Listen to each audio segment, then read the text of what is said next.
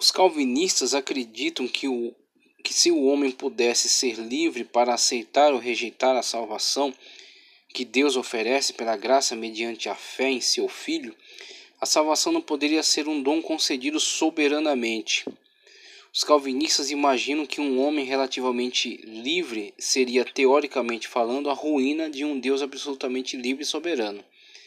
Eles também têm concluído que um dom concedido livre e graciosamente não seria de fato um dom se aquele a quem é oferecido for capaz de recebê-lo livremente.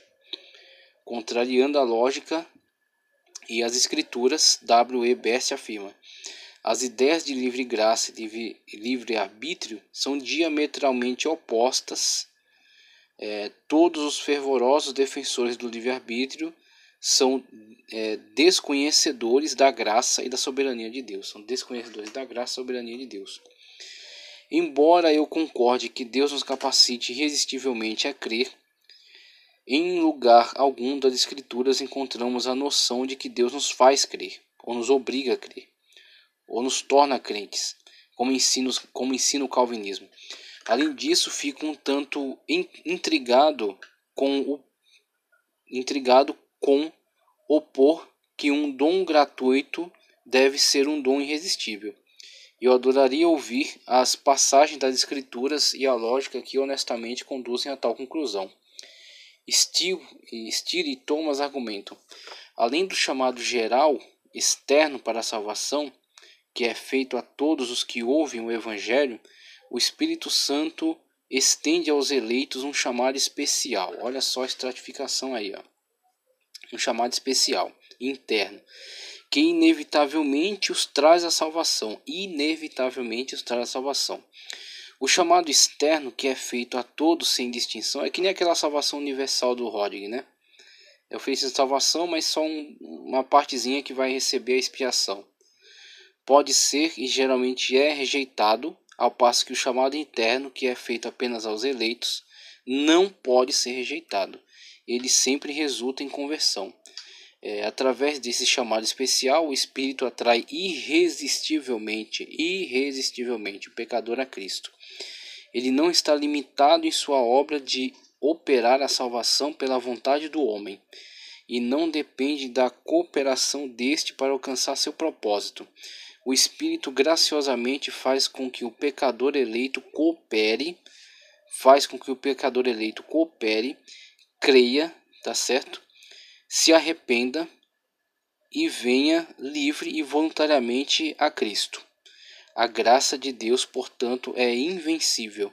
Ela jamais falha em trazer a salvação àqueles a quem é estendida. Então muitas pessoas leem isso aqui e se encantam com isso. Só que não tem só o lado positivo, tem o lado negativo. A questão toda, inclusive do livro O Lado Negro do Calvinismo, é que as pessoas ficam estupefatas, ficam encantadas com essa afirmação, com todo esse impacto, né, nessa afirmação. Aquele por quem Cristo morreu irresistivelmente será salvo, ok? Perseverar até o fim, uma vez salvo, salvo para sempre. Ok, tem um outro lado, meu querido. Tem um lado de que Deus escolheu uma pequena parcela e preteriu uma outra muito maior e que, na verdade, a pré-ordenou a condenação antes mesmo de nascerem, antes mesmo de terem feito qualquer tipo de escolha. Então, essa ideia pode ser até muito interessante, muito bem concatenada, mas o oposto dela é uma negativa do Deus bíblico. Essa é a questão. A visão calvinista da graça irresistível inevitavelmente termina por criar necessariamente uma bizarra estratificação em castas de privilegiados ou eleitos segundo o decreto, e não conforme a presciência de Deus, e aos quais a graça salvífica será aplicada, tá certo? A expiação limitada, né?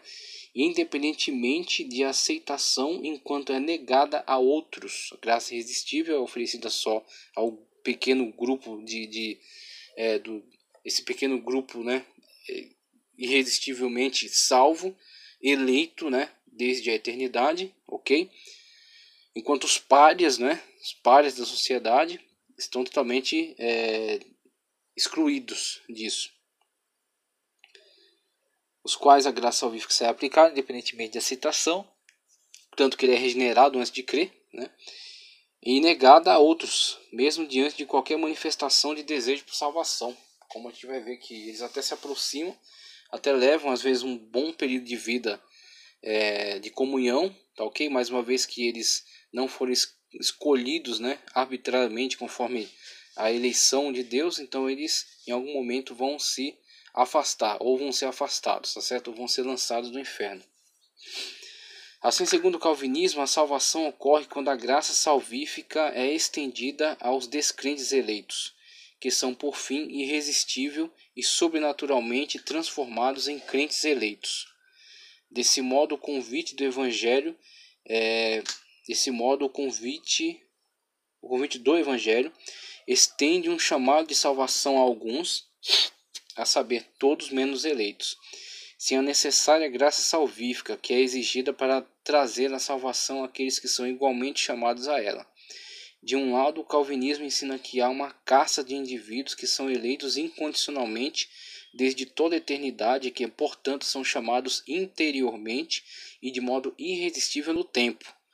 Do outro lado, o lado negro, para ser mais exato, é dito implicitamente, aí onde entra a questão, né? A coisa às vezes não é falada de uma forma tão explícita, tão clara, principalmente quando é dito por um hipocalvinista que está tentando ocultar esse aspecto mais sinistro, né, dessa teologia. Implicitamente haver uma casta de indivíduos incondicionalmente reprovados desde toda a eternidade e que por sua vez não são chamados interiormente no tempo. Então, o que a gente diria aí dos párias, né, do hinduísmo, sendo que temos esse tipo de afirmação aqui dentro do cristianismo?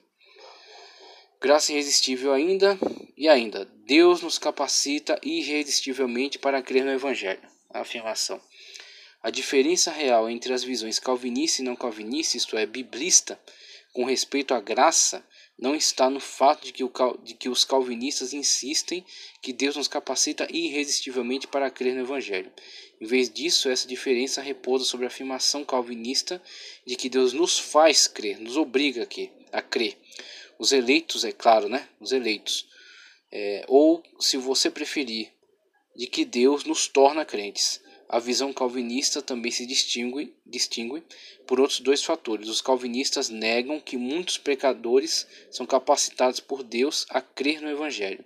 Eles igualmente afirmam, de maneira implícita, que alguns são pré-ordenados por Deus à incredulidade. Alguns são pré-ordenados por Deus à incredulidade. Porque Deus pré-ordenou tudo, né? Então tudo passa por essa questão da pré-ordenação da parte de Deus. Então Deus pré-ordenou algumas pessoas a serem incrédulas desde a madre, como Calvino disse. Calvino mesmo afirmou, algumas pessoas foram criadas para ser condenadas. Essa é a visão de Deus dentro da ótica calvinista. Eles igualmente afirmam de maneira implícita que alguns são pré-ordenados por Deus à incredulidade e às suas terríveis consequências de toda a eternidade. Agora, compara com a declaração de fé. A graça de Deus é manifestada, salvadoramente maravilhosa, perfeita, entretanto não é irresistível, pois não são poucos os que, ignorando o Evangelho de Cristo, resistem ao Espírito da graça. A graça divina tanto salva quanto nos preserva a alma neste mundo corrupto e corruptor. A fé antecede a regeneração. A fé antecede a regeneração, porque pela graça sois salvos, por meio da fé. E isso não vem de vós, é dom de Deus. Quem crer e for batizado será salvo, mas quem não crer será condenado. Se com a tua boca confessares ao Senhor Jesus e em teu coração creres que Deus o ressuscitou dos mortos, será salvo. O encadeamento de eventos.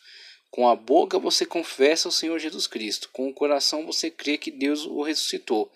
Aí você é salvo. Essa é a ótica bíblica, ok? Não é a ótica calvinista de pré-ordenação, nem de graça irresistível, tá certo?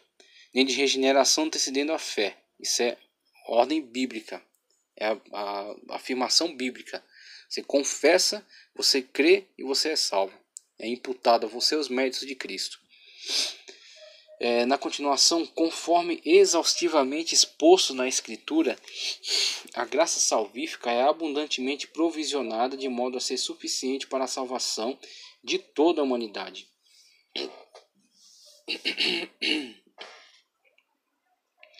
Todavia, só exercerá eficácia sobre aquele que não oferecer resistência à sua ação.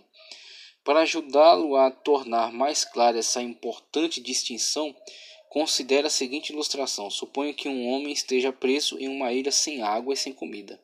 Imagine que o piloto de um avião sobrevoe a ilha e lance de paraquedas água e comida para aquele pobre homem. Sem a água e a comida providas pelo piloto, o homem confinado àquela ilha teria morrido em poucos dias. Sem a ajuda do piloto, o homem não seria capaz de beber nem de comer. Com o auxílio do piloto, porém, ele agora é capaz de fazê-lo. A capacidade do homem de beber e comer está diretamente relacionada e depende inteiramente da provisão lançada pelo piloto. No entanto, para que o homem seja beneficiado com a provisão oferecida e sobreviva, ele deve decidir, deve confessar, deve crer, ele deve decidir, ok? Beber a água e comer a comida, óbvio, né? Mas o fato de o homem poder fazê-lo não é garantia de que ele o fará. Não é garantia de que ele o fará. É assim que o não calvinista vê a oferta de salvação. Todos os perdidos podem crer e ser salvos. E de fato todos são chamados a crer. Felizmente alguns o fazem e tragicamente outros não. Mas é ofertada a liberdade dele fazer ou não. E ele é capacitado a poder fazê-lo. Ele só pode fazê-lo porque foi capacitado pela graça preveniente. Se assim não fosse, nem poderia fazer essas escolhas, nem teria diante de si essa opção. Ok? Então, esse contraponto aqui, para entendermos, né, do que estamos falando quando falamos aí da questão da graça de Cristo. A graça conforme a Bíblia. Agora, deixa eu ver aqui. Isso mesmo. Agora vamos falar de perseverança dos santos. Perseverança dos santos, olha só.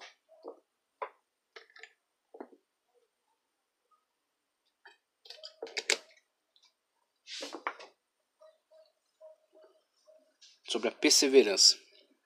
Primeiramente o texto bíblico que diz, porque é impossível que os que já uma vez foram iluminados e provaram o dom celestial e se fizeram participantes do Espírito Santo e provaram a boa palavra de Deus e as virtudes do século futuro e recaíram, sejam outra vez renovados para arrependimento. O cara, olha só a definição, o cara foi iluminado, provou o dom celestial, tá certo? Participante do Espírito Santo, provou a boa palavra de Deus e as virtudes do século futuro. Tem como você dizer que esse cara não foi salvo? Que é o que o calvinismo diz. Se ele se desviou é porque ele nunca foi salvo. Tá, o cara não foi salvo, mas ele foi iluminado, provou o dom celestial, participou do Espírito Santo, provou da boa palavra de Deus e as virtudes do século futuro. E assim, mesmo assim não era salvo? Meu Deus do céu. Então não sei mais o que ele teria que provar, experimentar para ele ser salvo. Então, ele, conforme a Bíblia Sagrada aponta, ele era assim. Ele estava assim na condição de salvo na pessoa bendita de Cristo Jesus. Tanto que lhe foi dado todos esses privilégios, todos esses benefícios. Foi descortinado a ele toda essa realidade, né? Provou até das virtudes do século futuro. Só que infelizmente, porque a Bíblia Sagrada prevê isso, por isso nos manda perseverar, se houvesse essa questão da perseverança dos santos conforme a ótica calvinista, teríamos que tirar da Bíblia todas as palavras que falam acerca de perseverança, que mandam a nós perseverarmos, que nos manda tomar cuidado em relação à nossa salvação. Quando Paulo mesmo diz que pregando aos outros tem que tomar cuidado para que eu mesmo fique de fora. Ou seja, onde está a crença aí na perseverança dos santos conforme o calvinismo, né? Como essa ótica do calvinismo, que é Deus que faz ele perseverar de qualquer forma, de qualquer maneira. Então, mesmo diante de todas essas qualidades, e recaíram, apostataram, decaíram da fé, se desviaram, sejam outra vez renovados para arrependimento. Uma vez que ele provou de todas essas coisas, e mesmo assim, ele troca o mundo, troca tudo isso pelo mundo, tá certo? Vende Cristo por moedas, 30 moedas de prata, ou troca Cristo por Barrabás, ou seja, não resta mais o que possa ser feito por ele, porque ele trocou aquilo que era de mais extraordinário, mais precioso. Então ele não encontrará mais caminho para a reconciliação. E recaíram, sejam outra vez renovados para arrependimento. Pois assim Quanto a eles, de novo crucificaram o Filho de Deus e o expunham ao vitupério. Se o Filho de Deus era a única chance de sua salvação, ele tendo provado tudo isso, rejeita o Filho de Deus, ele está acabado, está liquidado. A perseverança e certeza. Deve ainda ser enfatizado que uma objeção à visão calvinista da perseverança dos santos não significa negar a importância de os santos perseverarem, ok? Até o fim. A Bíblia está repleta de exortações e advertências concernentes à perseverança.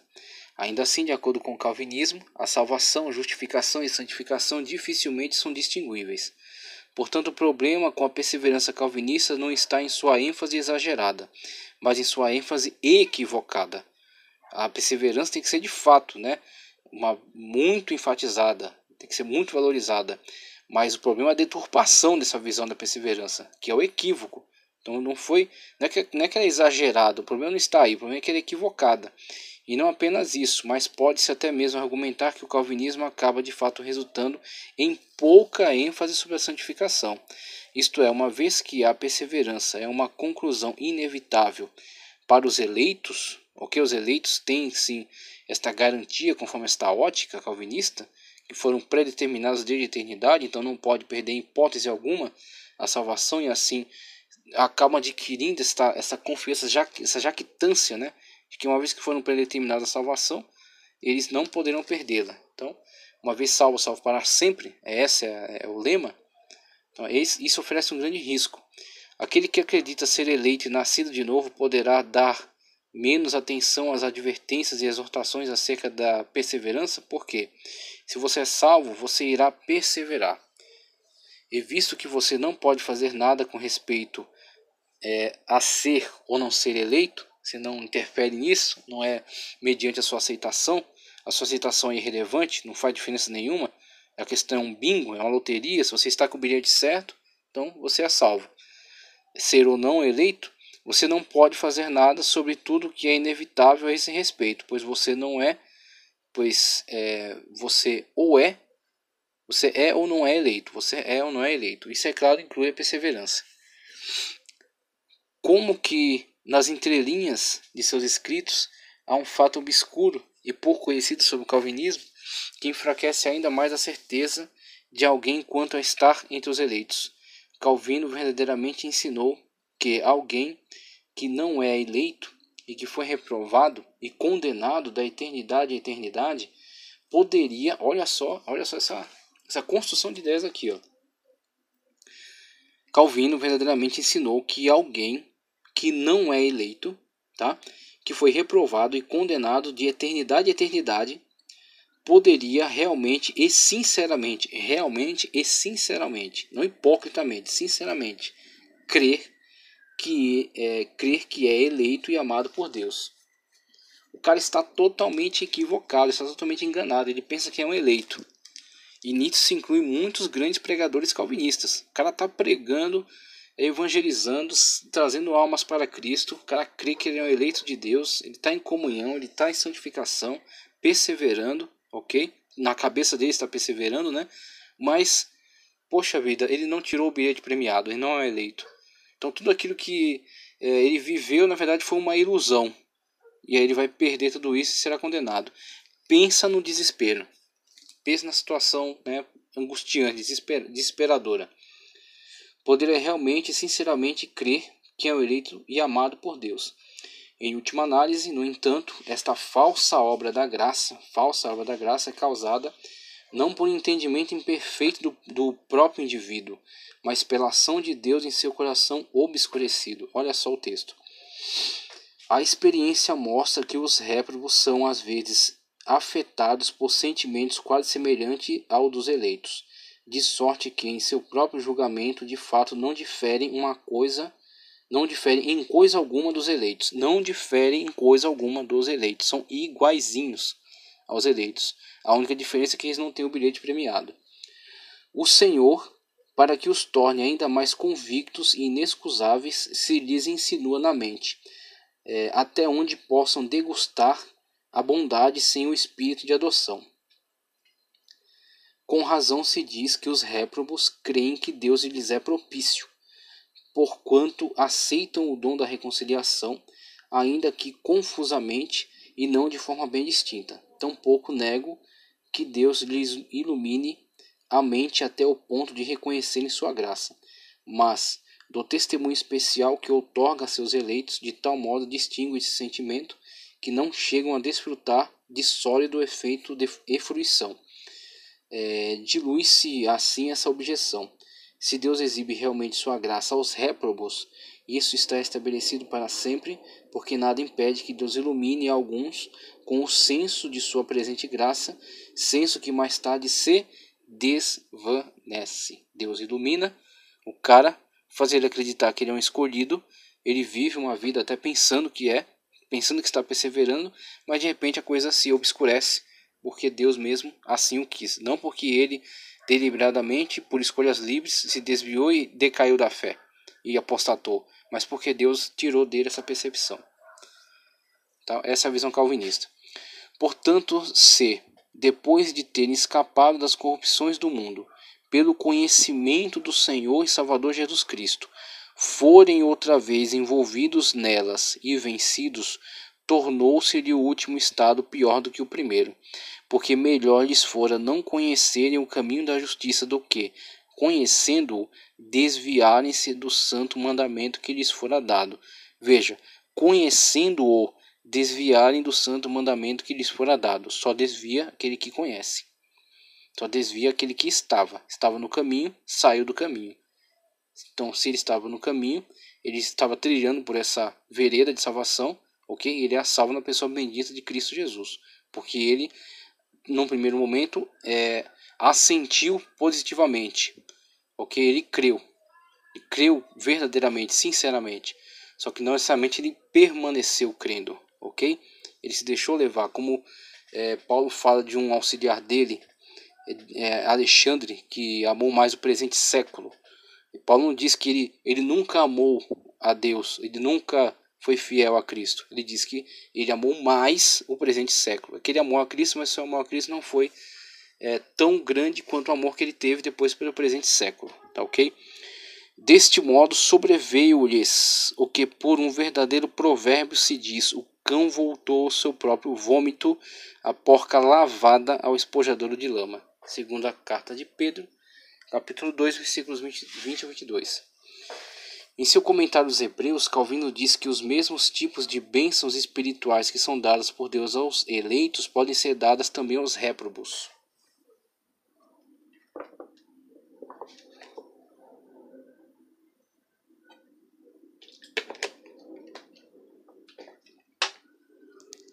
Olha só.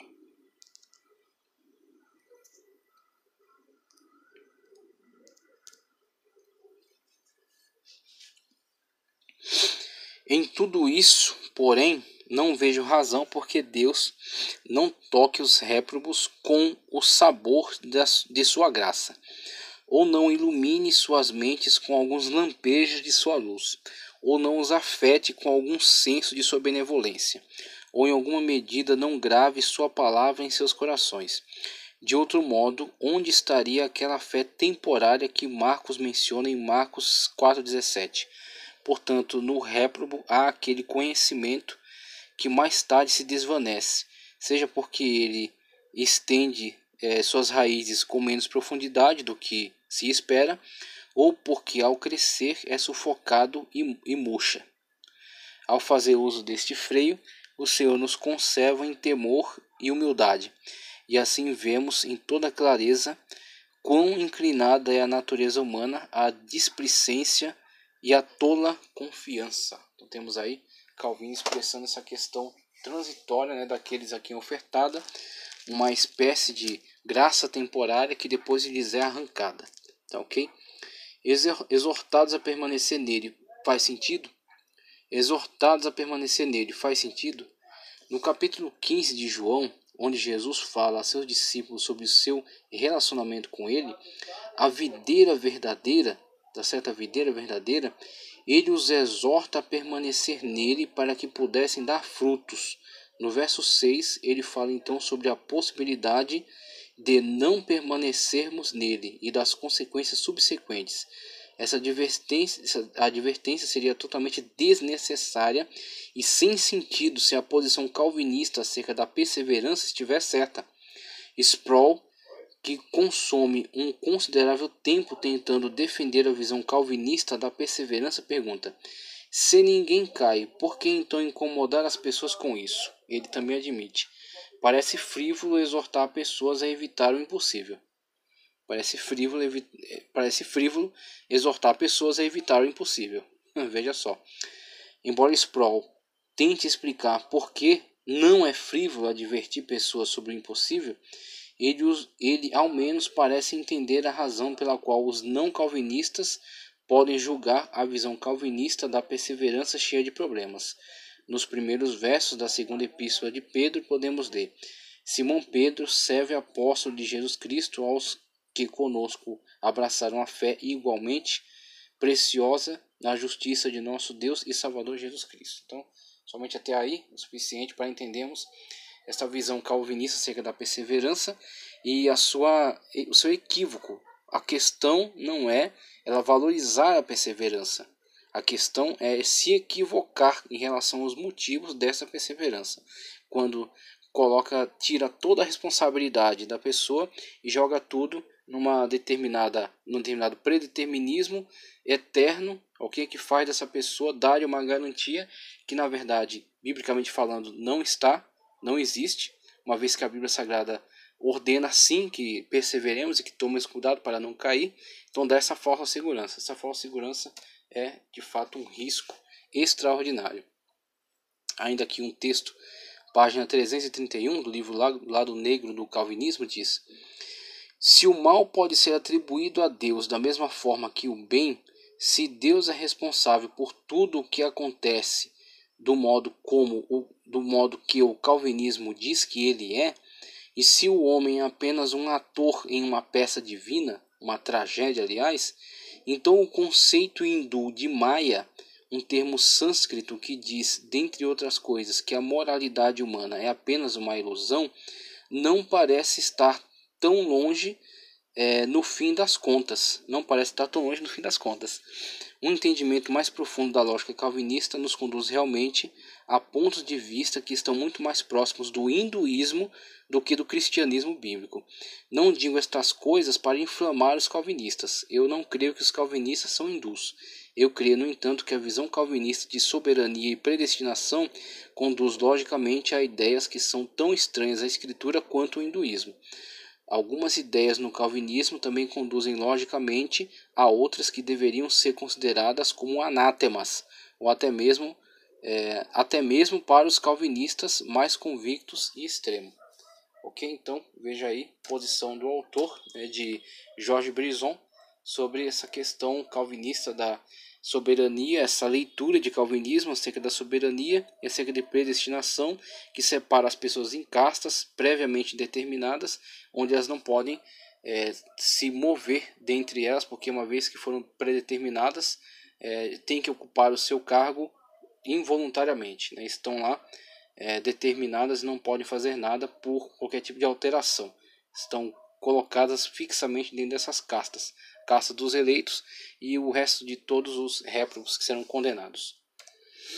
Agora, uma visão acerca dos 5 pontos do arminianismo, chamado Facts, tá certo? Que foi apresentado, conforme já falei, e em retaliação a ele foi colocado o sínodo de Dort e a questão da tulipe, tá ok? Então, um pouco acerca do Facts e das fundamentações bíblicas, tá certo? Para essas afirmações do Facts do arminianismo, os 5 pontos do arminianismo, que depois foi estendido, né? Foi tornado uma declaração de fé de cunho arminiana. Veja só: depravação total, ok? 1. Depravação total. 2. Eleição condicional. 3. Expiação para todos, não limitada, expiação para todos. 4. Graça resistível, sendo possível então resistir à graça, conforme a Bíblia Sagrada. 5. Segurança em Cristo. Segurança em Cristo. Acerca de depravação total, podemos citar aqui, o Senhor viu que a perversidade do homem tinha aumentado na terra, e que toda inclinação dos pensamentos de seu coração era sempre e somente para o mal. Depravação total, conforme a Bíblia. O homem foi o homem foi constatado como totalmente pervertido, uma vez que as suas ações assim o demonstraram. Não porque previamente foi determinado que ele deveria ser perverso, mas porque ele demonstrou ter se tornado assim, ter se tornado totalmente pervertido. Veja, outro texto aqui que sustenta é Salmo 51:5. Sei que sou pecador desde que nasci, sim, desde que me concebeu minha mãe. Essa frase que é muito famosa aí do rei Davi, quando ele afirma que, na verdade, desde o ventre ele já se encontra nesse estado, né, de perversão, conforme toda a humanidade, na verdade, já se encontra. Veja, total depravação ainda, outro texto que fundamenta aqui essa noção da total depravação é Romanos 3:23. Pois todos pecaram e destituídos estão da glória de Deus. Romanos, carta de Paulo aos Romanos 3:23. Todos pecaram e destituídos estão da glória de Deus. Por que estão destituídos da glória de Deus? Porque pecaram. A lógica está bem estabelecida aí. Numa lógica calvinista seria porque foi pré-determinado por Deus, todos pecaram, porque Deus determinou o pecado e também determinou que estivessem destituídos, sendo ofertada então expiação limitada a apenas alguns. Mas, biblicamente falando, o apóstolo faz questão de colocar: pois todos pecaram, e porque pecaram estão destituídos.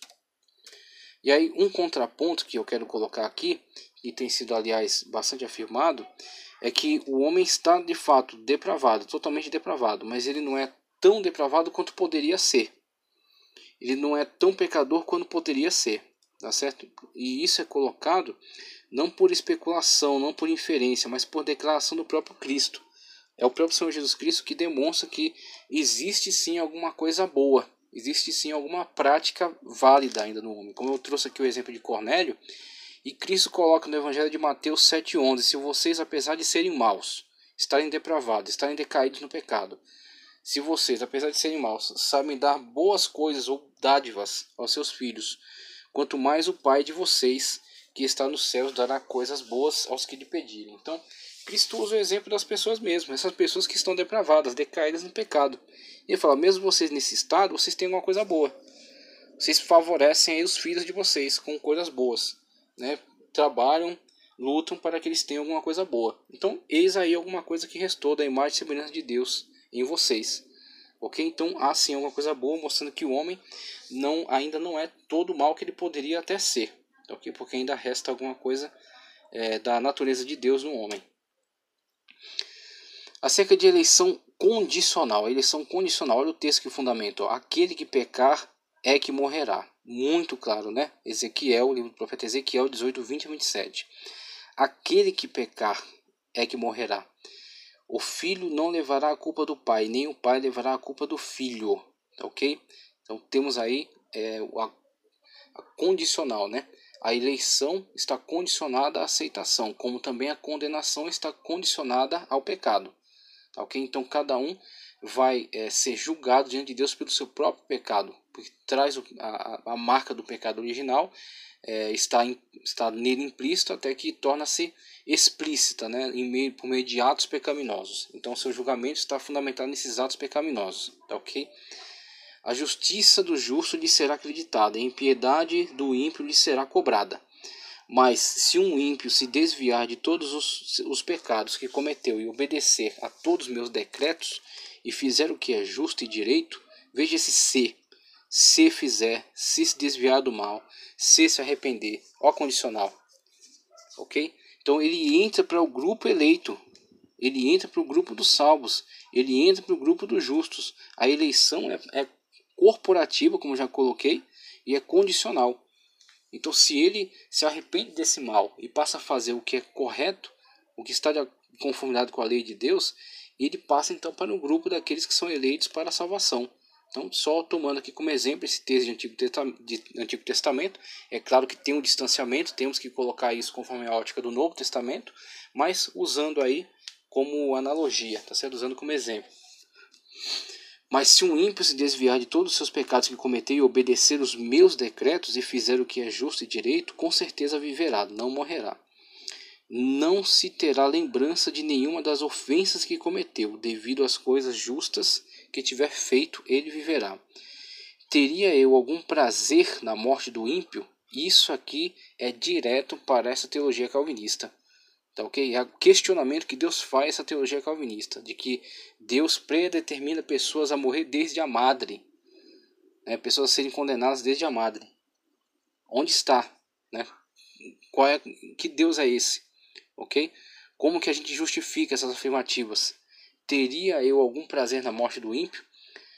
Palavra do soberano Senhor. Pelo contrário, caso não me agrada vê-lo desviar-se de seus caminhos e viver?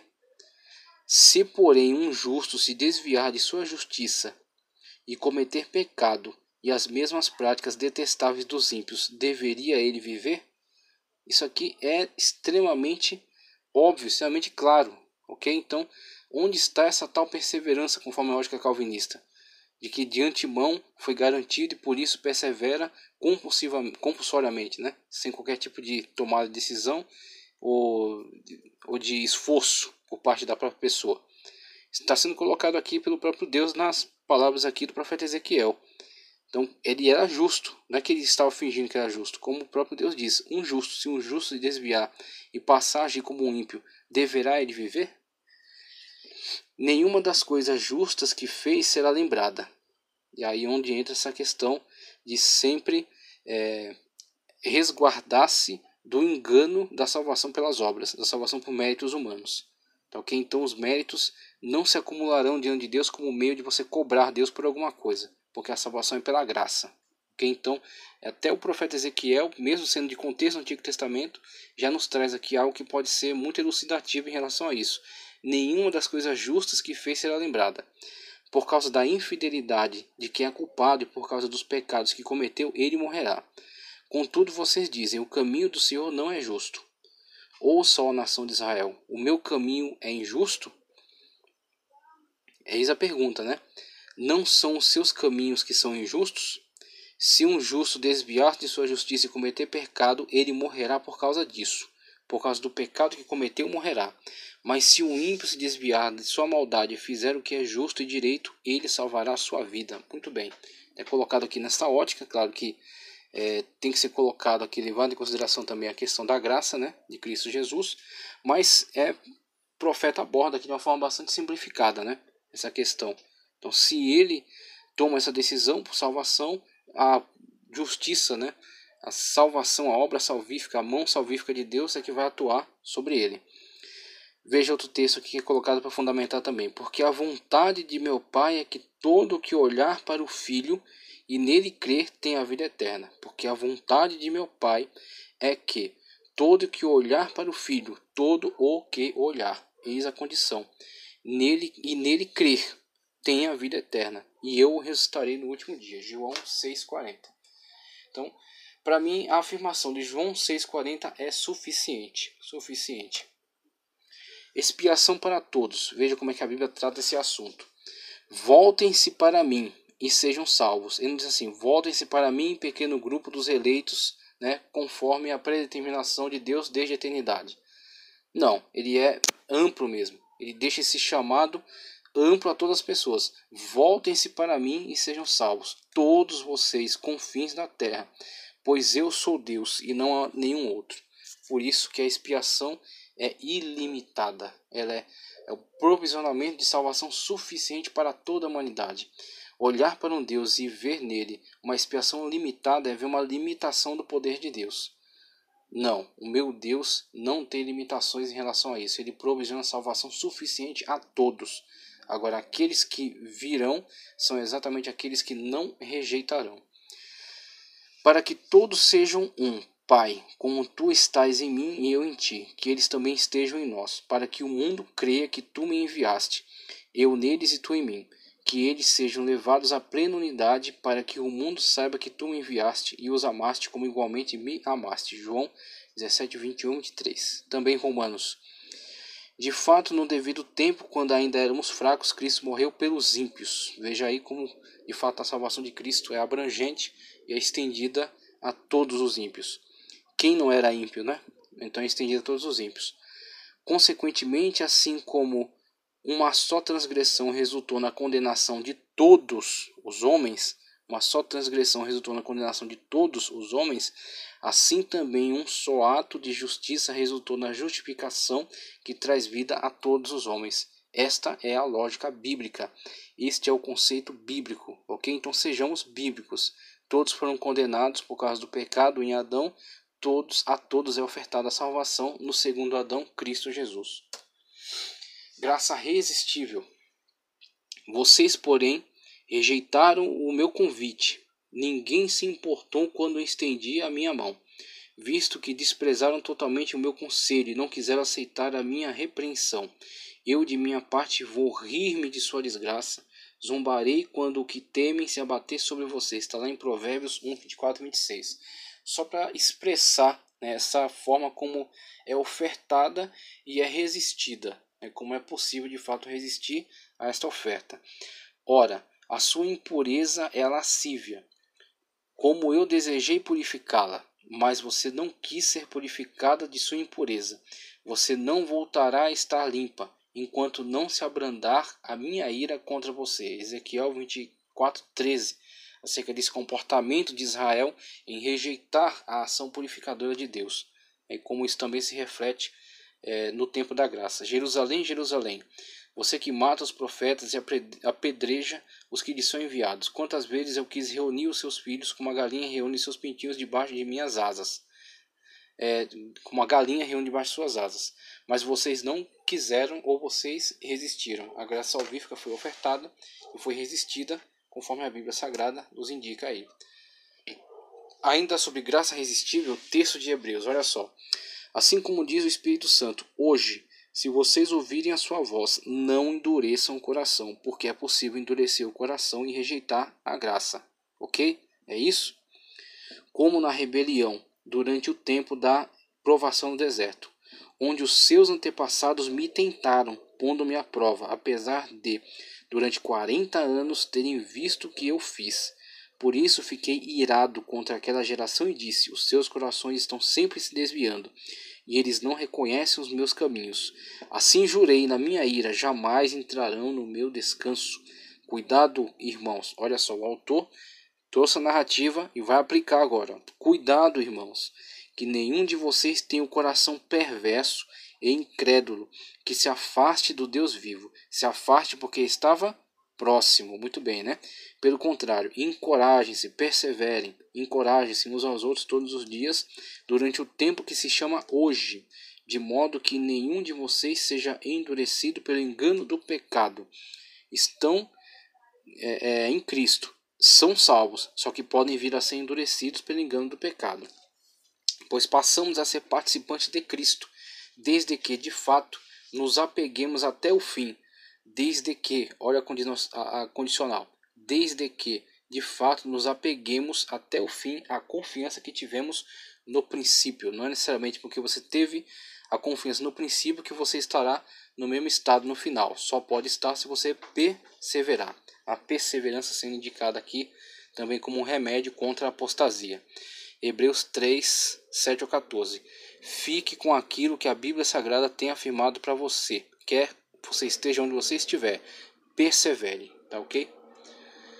Segurança em Cristo agora, veja só. O 5, né? Segurança em Cristo. Por meio deste evangelho vocês são salvos, desde que, sempre essa condicional. Como que você vai apagar? Você tem que sair rasgando muitas páginas da Bíblia para você tirar essa condicional. Desde que se apeguem firmemente à palavra que lhes preguei. Pelo contrário, vocês têm crido em vão. Têm crido, mas se não se apegar nessa palavra, será em vão. Não surtirá o resultado esperado. Pois o que primeiramente lhes transmiti foi o que recebi, que Cristo morreu pelos nossos pecados segundo as Escrituras. Você tem que se apegar nessa palavra e perseverar nela, para estar seguro em Cristo.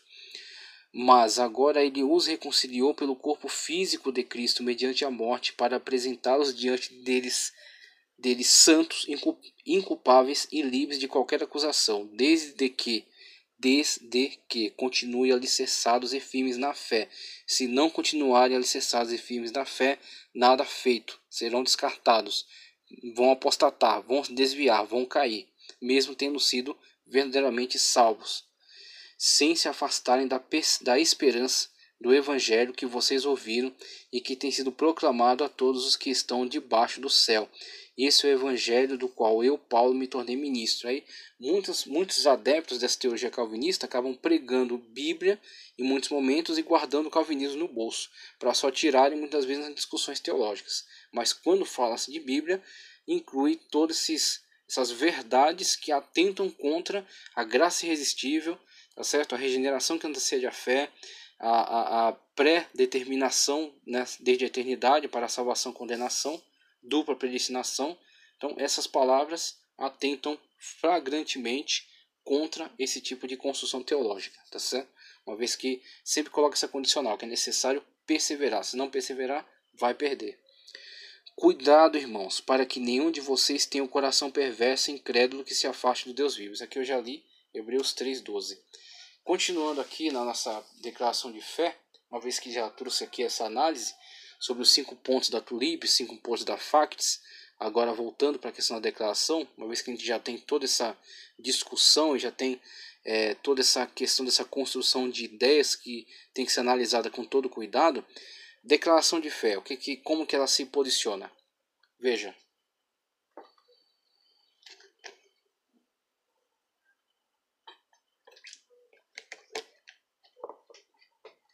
Esse texto aqui até já foi mencionado. Ó. A graça de Deus é manifestada, salvadoramente maravilhosa, perfeita, entretanto não é resistível, pois não são poucos os que, ignorando o Evangelho de Cristo, resistem ao Espírito da graça. A graça divina tanto salva quanto nos preserva a alma neste mundo corrupto e corruptor. A fé antecede a regeneração. A fé antecede a regeneração. Por quê? Pela graça sois salvos, por meio da fé. E isso não vem de vós, é dom de Deus. Quem crer e for batizado será salvo, mas quem não crer será condenado. Se com a tua boca confessares ao Senhor Jesus, e em teu coração creres que Deus o ressuscitou dos mortos, serás salvo. Então ele cita aqui os textos bíblicos que fundamentam essa posição, porque a graça de Deus será manifestada trazendo salvação a todos os homens. Já foi amplamente discutido. Jerusalém, Jerusalém, que matas os profetas e apedrejas os que te são enviados. Quantas vezes quis eu ajuntar os teus filhos, como a galinha junta seus pintos debaixo de suas asas, e tu não quisestes, resististes. Mas os fariseus e os doutores da lei rejeitaram o conselho de Deus contra si mesmos, não tendo sido batizados por ele. Resistiram também. Então disse o Senhor: não contenderá o meu espírito para sempre com o homem, porque ele também é carne, porém os seus dias serão de 120 anos. Resistiram ao Espírito de Deus, como indicado aqui. Homens de dura cerviz, incircuncisos de coração e ouvido, vós sempre resistis ao Espírito Santo. Está muito claro. Vós sempre resistis ao Espírito Santo. Assim vós sois como vossos pais. Atos 7:51. De quanto maior castigo cuidais vós, será julgado merecedor aquele que pisar o Filho de Deus e tiver por profano o sangue do testamento com que foi santificado, e fizer agravo ao Espírito da graça. E resistiram ao Espírito da graça. Hebreus 10:29. Por cuja causa padeço também isto, não me envergonho, porque eu sei em quem tenho crido, e estou certo de que é poderoso para guardar o meu depósito até aquele dia. 2 Timóteo 1:12. Ora, aquele que é poderoso para vos guardar de tropeçar, e apresentar-vos irrepreensíveis com alegria perante a sua glória, conforme Judas 24. Essa é a graça no aspecto bíblico, graça irresistível. A possibilidade de resistência à graça salvífica, diferentemente do que é exposto na teologia calvinista, não atenta contra a doutrina da soberania divina, conforme expressado na Sagrada Escritura, pois é esse mesmo Deus soberano quem confere aos seus seres criados a prerrogativa de livre tomada de decisões, o que os torna plenamente responsáveis por essas mesmas decisões e os expondo à possibilidade do justo juízo divino ante seus atos. Todavia, a liberdade de decisões em nada surpreende ou tolhe os perfeitos planos divinos que são maravilhosamente conduzidos por seu poder e de acordo com a sua presciência ou onisciência. A regeneração só antecederia a fé na perspectiva de um esquema teológico no qual as pessoas são compulsoriamente conduzidas à salvação, independentemente de sua manifestação de fé ou descrença, o que torna a mensagem de arrependimento e aceitação do sacrifício de Cristo totalmente esvaziado de importância, e a humanidade consequentemente isentada de responsabilidade ante sua salvação ou condenação, sendo tudo isso lançado de modo arbitrário à responsabilidade de Deus, quer ao livramento ou à unilateral condenação dos não salvos, não em decorrência de seus erros, mas unicamente pela secreta e suposta vontade divina na ótica calvinista. Tá ok? Uma terrível consequência de uma visão calvinista distorcida em relação à doutrina da soberania divina segundo a Bíblia faz com que essa mesma soberania transforme-se em baixo autoritarismo, totalmente divorciado de outras verdades bíblicas sobre Deus, tais como sua misericórdia, seu amor e principalmente sua justiça, bem como em relação à capacidade dada por Deus às suas criaturas de tomar decisões para orar, por exemplo, como diz a Escritura, e pedir ao Pai que interfira maravilhosamente no rumo da história. A oração, conforme a Bíblia, é sim eficaz, mas não no calvinismo. Calvinismo e oração. O texto que eu disse que ia trazer aqui. Veja só. Em debate com um calvinista, nos perguntaram a ambos: a oração muda alguma coisa? Como previsto, o calvinista, com uma única ressalva, disse não. Essa única ressalva dizia respeito ao impacto que a oração tem sobre o próprio crente que ora. Evidentemente, soa bem melhor e bem mais espiritual dizer que a oração muda aquele que ora, do que dizer que não muda nada de fato. Assim como ocorre com o evangelismo, os calvinistas afirmam em concordância conosco que devemos orar. Eles até mesmo dirão que Deus nos chama à oração. Não obstante, o calvinista consistente, quando ora, deve fazê-lo, ao menos em tese, unicamente em obediência a Deus, que diz que devemos orar, só por isso, só porque está obedecendo uma ordem que diz que ele deve orar. Não quero passar a impressão de que é bom fazer algo por simples obediência ao Senhor. Não quero passar a impressão de que não é bom fazer algo por simples obediência ao Senhor. Assim como todas as coisas, no entanto, quando Deus nos diz para fazermos algo, geralmente há uma série de boas razões para que o façamos. Quando Deus nos diz que devemos fazer algo, podemos ter certeza de que tal coisa nos trará prejuízo ou mesmo destruição se insistirmos em fazê-lo. Se Deus nos diz para não fazer, nos trará prejuízo e destruição se insistirmos em fazê-lo. De igual modo, se Deus nos diz para fazer alguma coisa, podemos estar certos de que, em última instância, ou ao menos temporariamente, isso é para o nosso bem, se o fizermos. Eu não acho que seja questionável dizer que tudo o que é para a glória de Deus é também para o nosso bem. Admirável ênfase sobre a oração das Escrituras, além daquilo que ela nos dizem sobre o tema, deveriam servir como uma importante correção, senão uma repreensão, às implicações do calvinismo com respeito à oração. Tal qual o evangelismo, não estou afirmando que os calvinistas não oram, e muito menos que os pastores e pregadores calvinistas não incentivam, estimulam ou até mesmo exortam os crentes dentro de sua esfera de influência a orar e a fazê-lo com sinceridade e regularidade. Estou certo de que muitos, se não a maioria, o fazem. O que quero dizer é que quando os calvinistas oram e encorajam os outros a orar, e especialmente quando fazem afirmações e promessas bíblicas em relação ao valor e aos resultados da oração, eles o fazem a despeito de seu calvinismo, e não por causa dele. Muitos calvinistas não se agradarão do modo como Joseph Wilson representa o calvinismo e a eles próprios. No entanto, é fácil ver o porquê Wilson diz o que diz, quando se leva em conta seu compromisso com a doutrina calvinista da predestinação. Veja, ninguém pode crer na gloriosa doutrina bíblica da predestinação absoluta e acreditar que a oração muda as coisas. Ambas as ideias são incompatíveis. Elas não caminham juntas. Se uma é verdadeira, a outra é falsa. E visto que a predestinação é verdadeira, assim como a noite segue o dia, a oração não muda as coisas. Veja o esvaziamento do valor da oração por causa dessa visão teológica a priori. Então, uma vez que eles preferem sustentar essa visão teológica a priori, eles preferem esvaziar o valor, a importância da oração, o que, biblicamente falando, é um erro, porque a Bíblia Sagrada valoriza sim a oração. Levando em conta a definição calvinista de predestinação absoluta, sou obrigado a concordar com Wilson.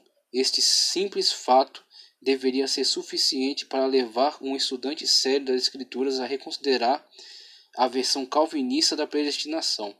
É realmente lamentável que muitos calvinistas pareçam não se preocupar com isso, talvez com menos franqueza, porém deixando a mesma impressão. O calvinista James Wilmot diz que sabemos que Deus predestinou tudo o que acontece. Ele opera todas as coisas segundo o conselho de sua própria vontade.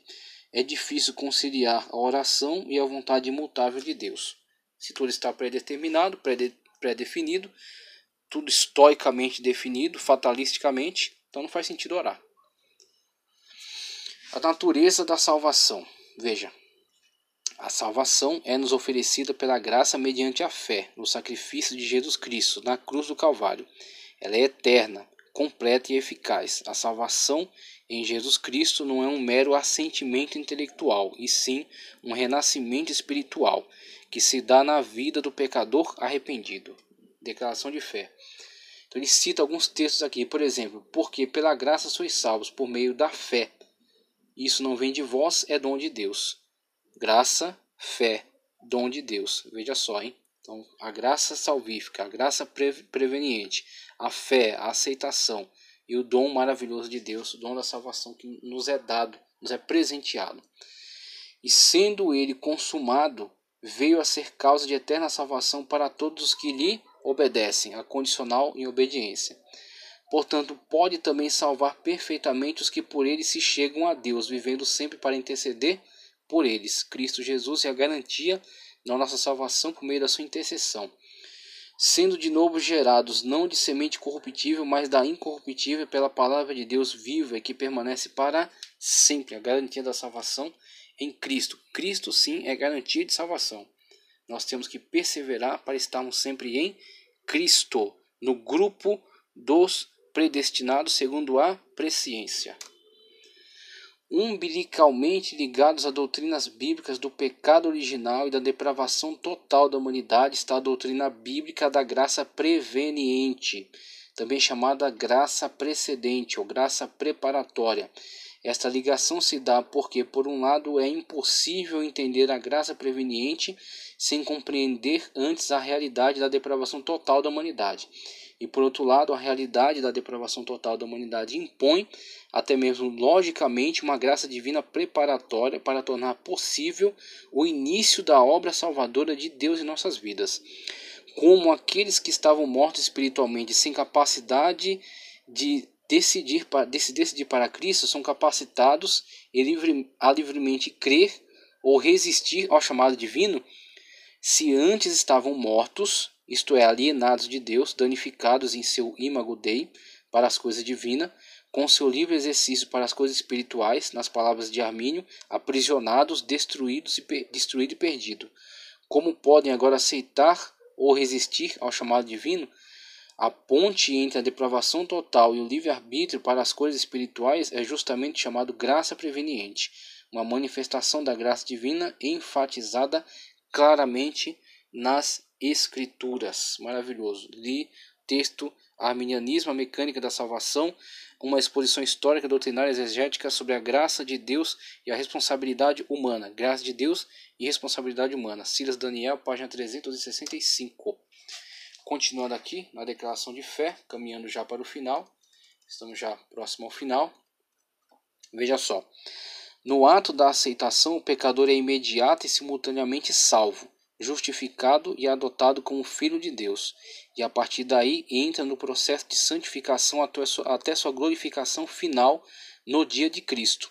Entendemos que o salvo é o pecador que Cristo resgatou das trevas, e libertou do pecado e da morte espiritual, e que agora está livre da condenação eterna. Portanto, agora nenhuma condenação há para os que estão em Cristo Jesus, que não andam segundo a carne, mas segundo o Espírito, porque a lei do Espírito de vida em Cristo Jesus me livrou da lei do pecado e da morte. Romanos 8, 1 e 2. Ele lista outros textos bíblicos aqui como referência, que na verdade já foram, a maior parte deles, mencionado. Sigo adiante aqui, somente para trazer um alerta, porque este aspecto da afirmação da declaração de fé entra em contradição total com aquilo que é afirmado dentro da seita dos Adventistas do Sétimo Dia, com relação à afirmativa de Ellen G. White, tida como espírito de profecia nessa seita, que afirma o chamado juízo investigativo, onde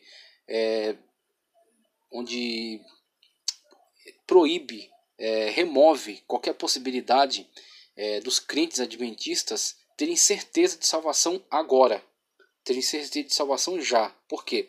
Haverá, como eles afirmam, um juízo investigativo no qual os seus atos estão sendo ainda analisados, julgados por Cristo e poderão então prejudicar futuramente na sua salvação. Assim, ninguém tem certeza de salvação neste momento.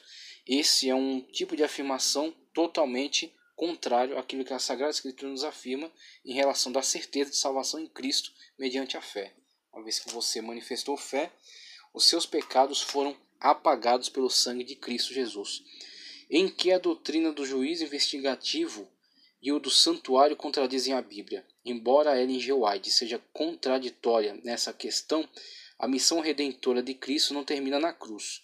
Os nossos pecados não são apagados quando pedimos perdão. O sangue de Cristo, ao mesmo tempo que livraria da condenação da lei o pecador arrependido, não cancelaria o pecado. Este ficaria registrado no santuário até a expiação final. Assim, no cerimonial típico, o sangue da oferta pelo pecado removia do penitente o pecado, mas este permaneceria no santuário até o dia da expiação. Patriarcas e Profetas, página 357. E aí ele opõe aqui os textos de Romanos 4, 7 a 8. Bem-aventurado aqueles cujas iniquidades são perdoadas, bem-aventurado o homem a quem o Senhor jamais imputará o pecado. Também cita Miqueias 7,18. Quem, ó Deus, é semelhante a ti, que perdoas a iniquidade e te esqueces da transgressão. E também Isaías 43:25. Eu mesmo sou o que apago as tuas transgressões por mim, e dos teus pecados não me lembro. Texto bíblico contra esse tipo de distorção. Inclusive, essa questão do santuário, tá certo? Do juízo investigativo e do santuário, ela traz também à memória esta suposta expiação futura que se realizará quando Cristo pegará os pecados que serão lançados, perdoados, e imputará esses pecados, lançará sobre Satanás. Então é um outro tipo de construção totalmente herética, onde Satanás torna-se uma peça fundamental para a nossa salvação, o que é algo totalmente antibíblico. As Sagradas Escrituras, no viés da mesma declaração de fé, sustenta que o sacrifício vicário de Jesus Cristo é plena e unicamente suficiente para nos fornecer a salvação necessária pela graça e mediante a fé, de modo que torna-se totalmente herético a inclusão de ritos e teses que diminuam a amplitude e suficiência deste ato sacrificial para a nossa salvação. Em virtude disso, rejeitamos o chamado juízo investigativo, bem como a guarda do sábado como necessária para a salvação ou quaisquer outros subterfúgios totalmente desnecessários. Seguimos aqui com a declaração de fé, quando diz: perdão é a absolvição de uma dívida e a remissão de um castigo. Justificação é um ato da graça de Deus, o supremo juiz, pelo qual a justiça de Cristo é imputada a todo aquele que crê em Jesus, declarando-o justo. Veja só, crê e lhe é imputada a justiça de Cristo. Onde está o mérito do pecador? Zero. O mérito é de Cristo e lhe é imputado. A partir daí ele será regenerado. Fé, regeneração, justificação, santificação, final, glorificação. O primeiro resultado da justificação é a paz com Deus. Sendo, pois, justificados pela fé, temos paz com Deus por nosso Senhor Jesus Cristo. Romanos 5:1. Juntamente com a salvação e a justificação, o pecador arrependido recebe a adoção de filho de Deus. Muito bem. Seguimos aqui. quando ele fala agora acerca de regeneração, santificação e glorificação. Regeneração é a transformação do pecador numa nova criatura, pelo poder de Deus como resultado do sacrifício de Cristo Jesus, tá certo? Na cruz do Calvário. Essa obra é também conhecida como novo nascimento, ou nascer de novo, e nascer do Espírito. Trata-se de uma operação do Espírito Santo na salvação do pecador. Maravilhoso, declaração que já foi amplamente discutida aqui em relação a esses aspectos da declaração de fé da Assembleia de Deus. Destino dos salvos: o céu é o trono de Deus, mas também a pátria dos salvos. A condição no céu será de perfeita experiência na presença de Deus, pois é o lugar de perfeita santidade, gozo, alegria sem fim e da perfeita felicidade. O livro do Apocalipse descreve alguns vislumbres dessa morada eterna dos que amam a Deus. Jesus ensinou que o céu é para os que creem em seu nome. Ele disse: credes em Deus, credes também em mim. Na casa de meu Pai há muitas moradas. Nessa promessa repousa a esperança dos santos. Os salvos são peregrinos e estrangeiros na terra. A pátria definitiva dos remidos é o céu, e estes aguardam o dia em que o Senhor Jesus virá buscá-los para estar juntamente com ele. O céu é o destino da igreja. Jesus disse: para que onde eu estiver, estejais vós também. Não apenas 144.000, conforme afirmam os testemunhos de Jeová hereticamente, mas todo aquele que crê na pessoa bendita de Jesus Cristo e perseverar até o fim, irá habitar com ele nas mansões celestiais.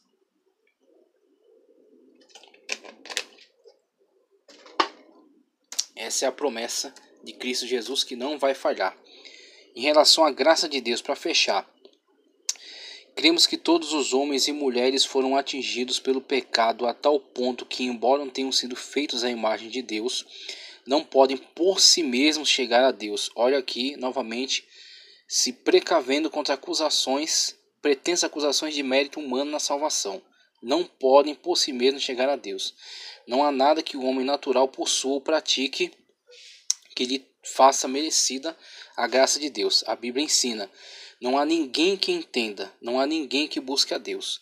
A Bíblia qualifica essa condição espiritual como mortos em pecados e mortos em ofensas. A ideia de morte aqui é de separação e não de aniquilamento, como afirmam tanto os TJs quanto os adventistas. Essa ideia do aniquilamento também não é respaldada pela Sagrada Escritura, tá ok? Deus derrama sua graça, sem a qual o homem não pode entender as coisas espirituais, ou seja, foi Deus quem tomou a iniciativa na salvação. Do Senhor vem a salvação, agindo em favor das pessoas.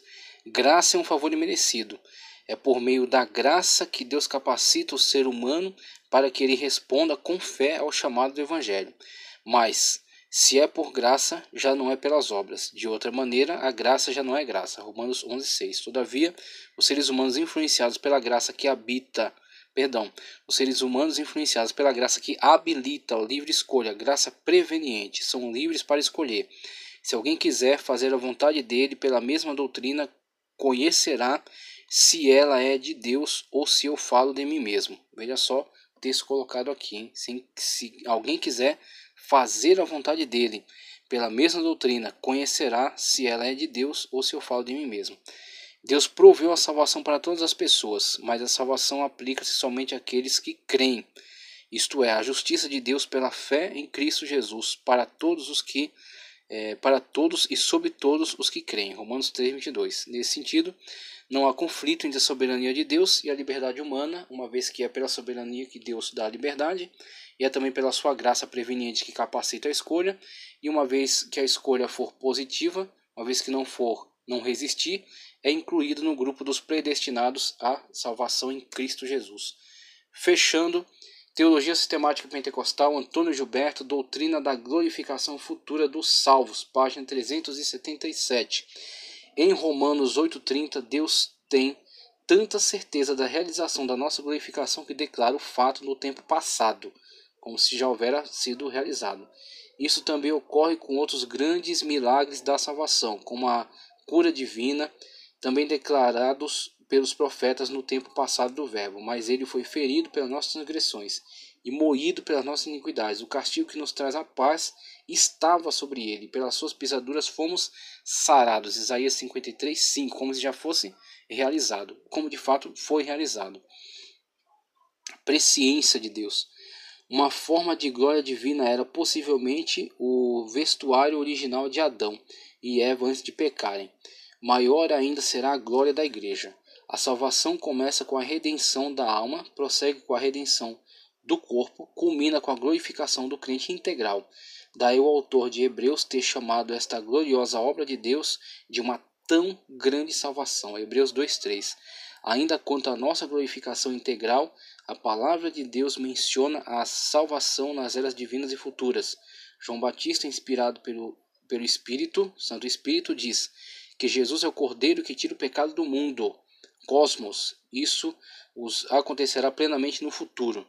Em Efésios 2:7 vemos isso, onde a palavra para eras, aionios, termo que se traduz por séculos, em 1 Timóteo 1,17, Deus nos vivificou juntamente com Cristo e nos fez assentar em lugares celestiais, para mostrar nos séculos vindouros as abundantes riquezas de sua graça pela sua benignidade para conosco em Cristo Jesus. Ora, o Rei dos séculos, imortal, invisível e único Deus, a ele seja honra, glória para todos sempre. Amém. Glória a Deus. Muito obrigado por você ter permanecido conosco ao longo dessa jornada, estudando a declaração de fé da Assembleia de Deus. O aspecto soteriológico dela foi aqui analisado. Partiremos depois para o aspecto cristológico e talvez até continuaremos abordando os demais artigos de fé e as suas justificativas teológicas na declaração de fé. Se você gostou desse vídeo, compartilhe, curta, inscreva-se no canal. Que Deus continue abençoando poderosamente a sua vida, a sua graça salvífica te alcançando, que você persevere em Cristo Jesus, para juntamente todos nós possamos estar incluídos no grupo dos eleitos, segundo a presciência de Deus, e nos encontrarmos na glória, tanto irmãos pentecostais, calvinistas, irmãos de outras denominações, mas desde que creiam em Cristo como seu único e suficiente Salvador e obedeçam, estejam permanecendo até o fim, em nome do Senhor Jesus. Amém.